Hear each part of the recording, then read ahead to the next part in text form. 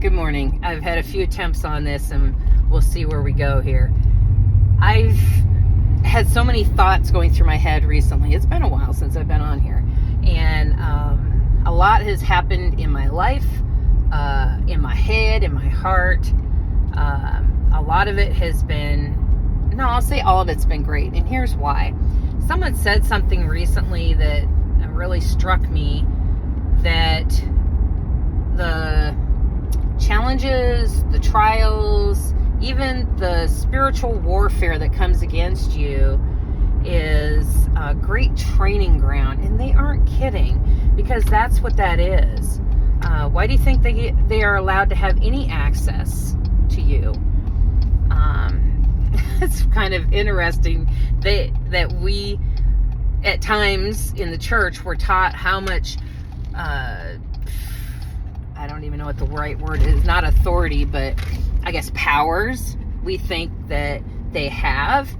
And I'm talking like demonic and even principalities and such. We're taught how much, they're so powerful and we have to come against them and all these things. And actually, the Father, Abba, is using them to train us. So I have this crazy picture in my head of one of those entities looking like one of those football dummies, that the poor thing's all been wrapped up with duct tape because it's been beaten so badly. And then what happens? You've got football players just pummeling it to death, pushing it back and running into it with their shoulders. And oh my goodness. Yeah. They're just training dummies. What a great way to think of it. Wow. I'm going to be thinking about that for a while. They only have the power they are allowed. And sometimes it's the power that the Lord lets them have to train us, or to bring about certain parts of the word. Could be training, it could be prophecy. There's a lot of different stuff.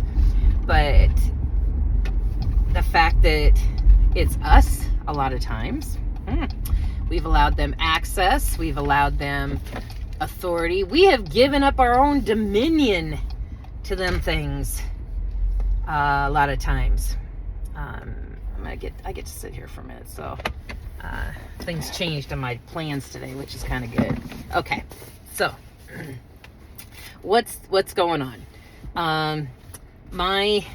The craziness of my life right now is I have never been in such good position with my Savior as I am now.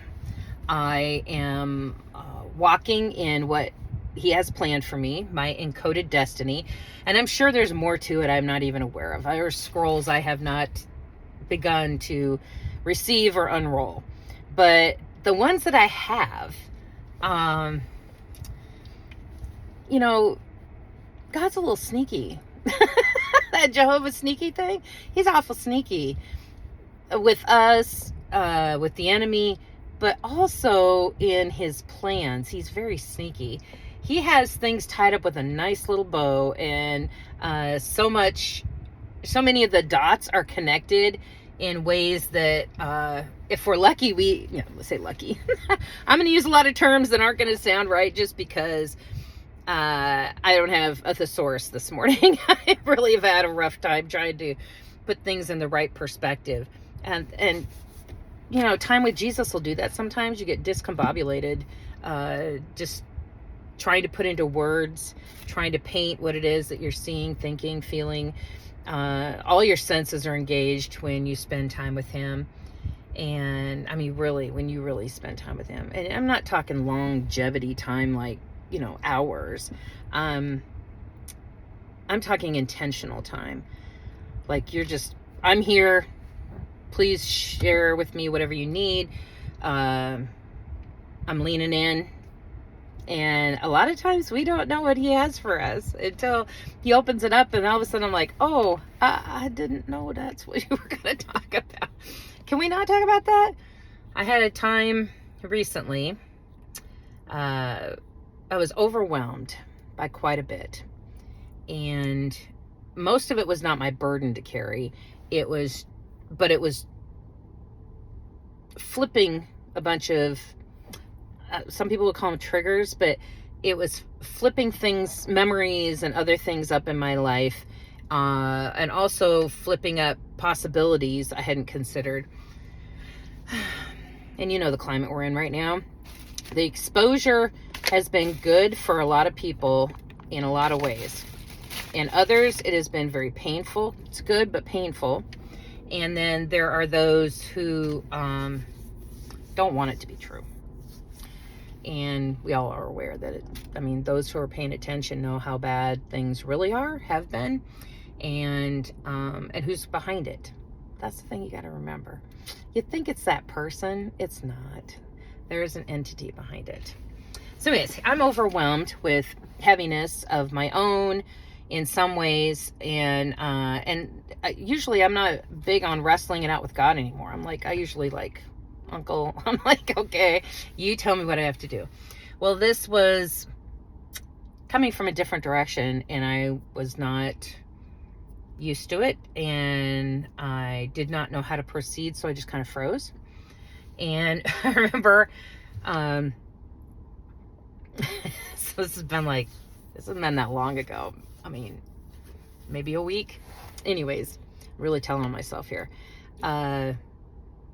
Something was brought up to me, and I was like, I don't know about that. I don't know if that's true. I don't know if I should even dig that hole any deeper.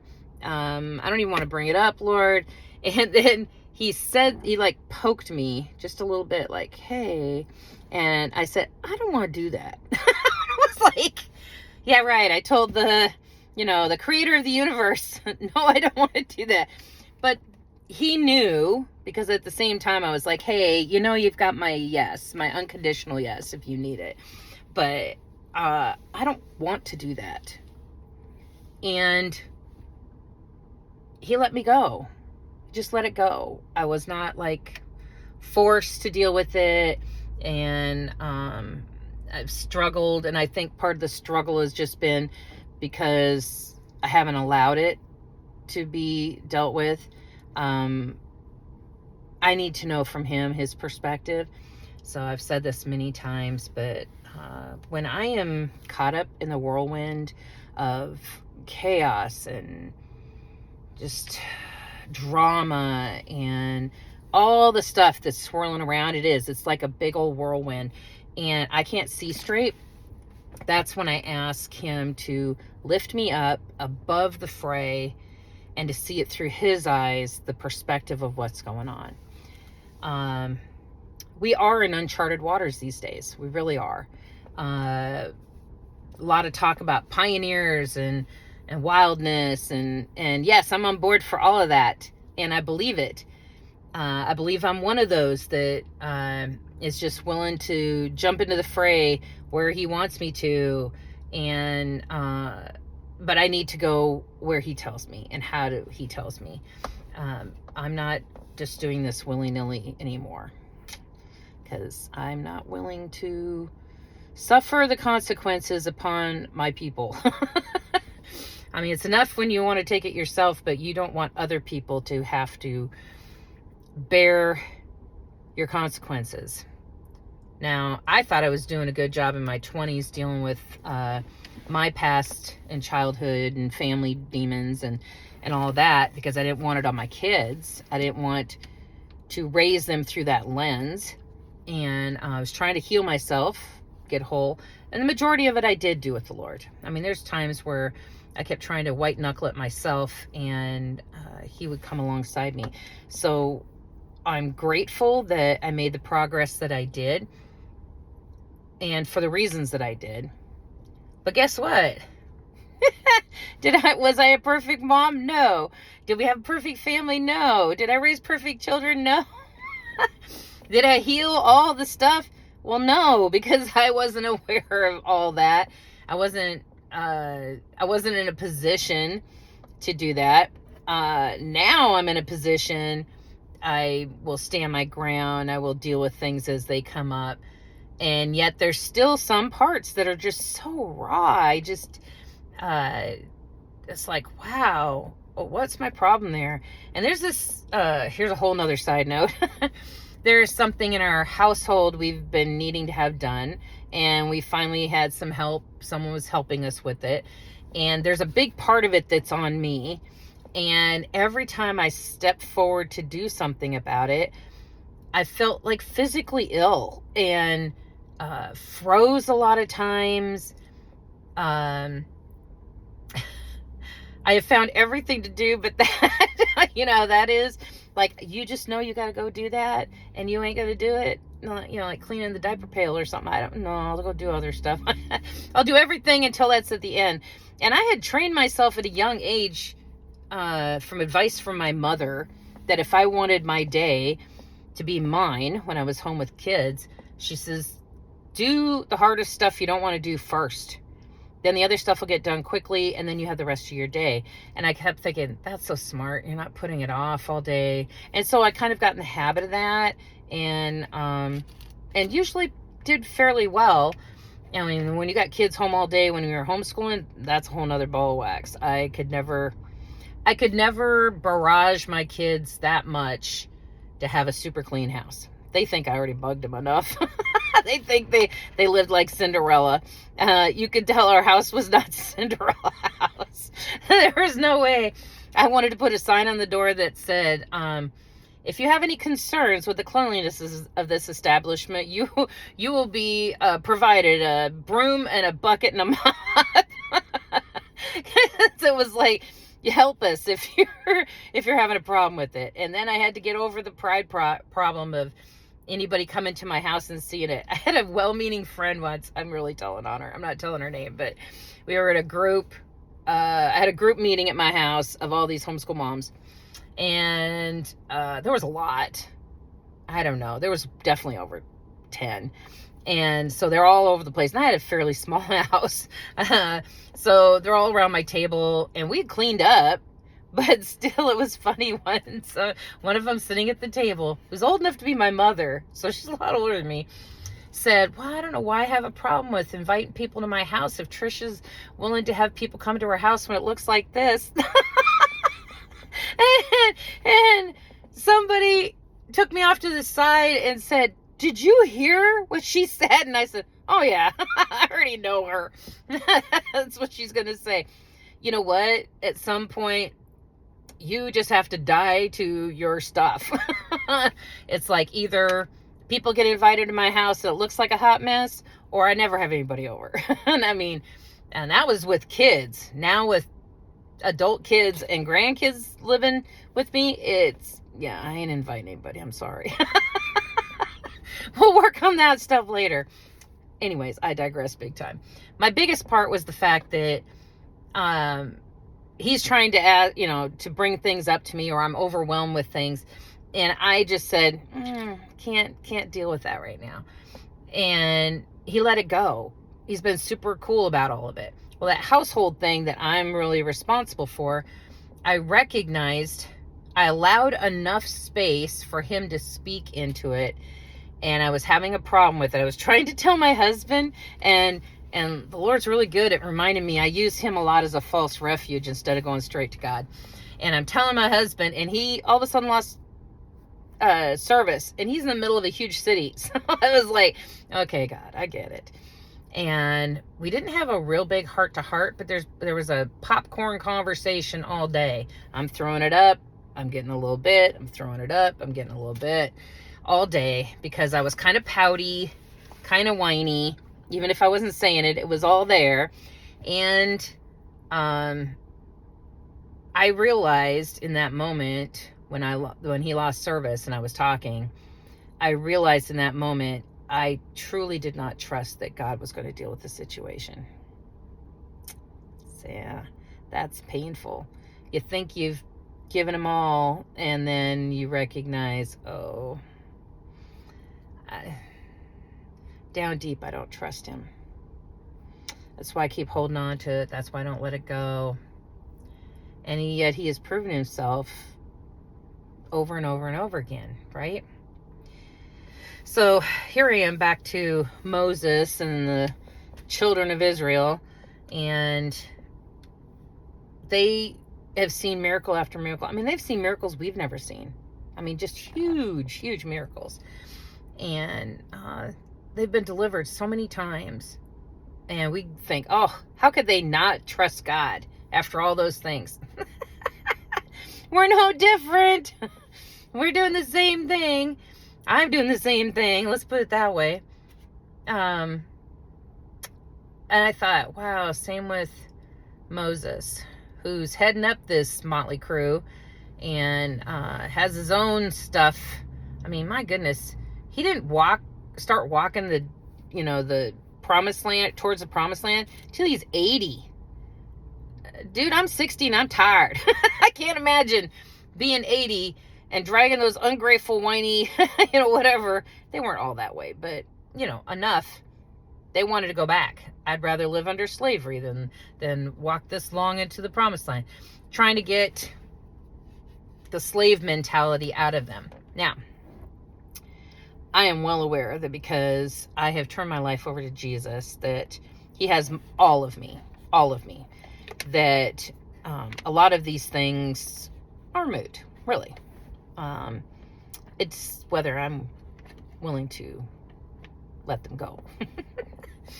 So there's going to be some more conversation today about all of that. But my main point today was I wanted to point out that if you continue to lean into Jesus, even if you have your mopey, whiny, what's going on day, you eat all the stuff, you watch junk TV, whatever, don't trip into sin. Don't fall for the snares. But if you're having a day you're not sure how to handle it, just ask him, can I have my mopey day and eat comfort food and just lay on my bed? And I worked on a Lego set for the first time in my life. Those really cool ones that had like the plants. And I got one at a thrift store, half price. Really, actually, it was half price for their price. It was pretty low. So anyways, I got it to try it. And it was very soothing. So creativity is definitely a great way to work through these problems. Also, do you have anybody who's your covering or your person that you can go to that you trust? Because, I know there's people who are gatekeepers. They might even, if you're still fighting against your programming, they may be your handlers. And it's hard because if it feels like they're reeling you back in, when you were heading out into healing, if they're reeling you back in, take it to Jesus. Because I'm telling you, it's lonely out there at times when you cannot trust the ones you should be able to trust and you love the most and care about the most. But they're the ones who always seem to show up when stuff's really getting rough and steer you a direction. Take it to the Lord. He will show you what's really going on. So, my point was not that my husband's my handler or any of that stuff. No. We're both imperfect, yet perfectly imperfect. Jesus resides within us both. And we're taking this a step at a time in this journey. But if you have someone who's your covering, and you trust them, just ask them to pray for you and then wait to see what comes back. Don't give details. Just ask them pray for you and see what comes back, because then you can test it with Jesus and say, that seems way off from what you and I've been talking about. You got to trust your relationship with Jesus. And here's why you need to. You need to know his voice. You need to get to a point where you know him by sight. You know him by every, part of your senses. I can know when Jesus is in the room now because of the smell, his fragrance. because I've spent enough time with him now. You have to be at that point. There's enough false Jesuses already here. There's going to be even fancier ones coming down. And if you've noticed the whole alien discussion, we're back on that again. But now it's like big time. And there's a reason. Okay? You need to know your Jesus. Like, know him. I had no idea he had the sense of humor he had. I had no idea he likes to surprise me. I had no idea I was loved so much. I mean, I am literally in love with my bridegroom. So, I mean, here, I'm your bride. Yeah, guys, sorry, you're also a bride. But as my bridegroom, I'm just like, he's amazing. Amazing. Oh. Yeah, you miss that flush of first love and that feeling. Yeah, you can have that every single day with Jesus. It's just amazing. So anyways, you have to know your Jesus. Totally. Now, there is not a formula per se, but I will say this. I have recognized now, looking back, he's been talking to me my whole life. I just didn't take the time to learn his language. I did not take the time to be still and wait and listen. I allowed so many people in my own paranoia of doing the wrong thing that I discounted that it was Jesus. I can tell you I probably could have shaved 20 years of wandering. Yep. 20 years of wandering, even though Jesus uses all of it, if I had listened to him from the very beginning and did not allow those well-meaning people who are all still living under programming. And if you're not sure about programming, YouTube's full of people talking about all the programming we have been under. If you have lived in the United States for any length of time, you've been under programming. Probably most of the world at this point, but here especially, we were based under a Freemason system, which is all about programming us to a certain state. Now, that programming is supported by everything: television, movies, music, books, school books, culture. It's all been shaped on purpose. So that's why it feels lonely when you go against the culture, you go against even what perhaps your church is doing. Because I'll tell you, this church that we've been under, this modern church, and there's been some good people, there really has. I can count on one hand how many people I have trusted in all of this, in the church culture. Not that many in 40 years, more, my 60 years. So maybe 5. Now, those are people who did not have an agenda, were not operating under their own. They might have had even some programming, but they loved Jesus, and that was their whole focus. They love Jesus. They teach other people how to love Jesus.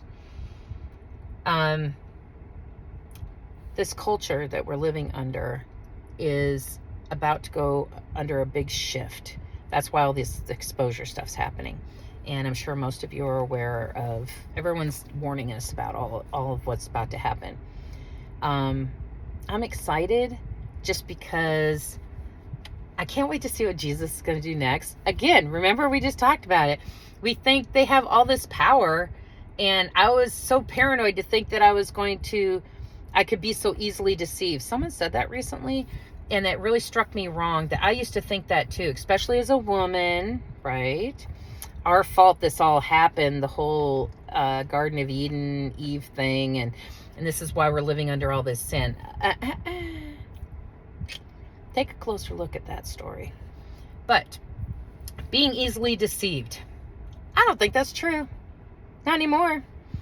Maybe 20, 30 years ago, I don't even think then now, looking back. Again, if I had listened to my Jesus instead of well-meaning, programmed people who were deciding how I should live my life, or allowed them to even shape it even just slightly, instead of being the wild pioneer he wanted me to be, the wild child of God, wow, things could have been totally different. So that noise is all to say that it is time for me to go. I will be praying for all of you. We have hope, people. His name is Jesus.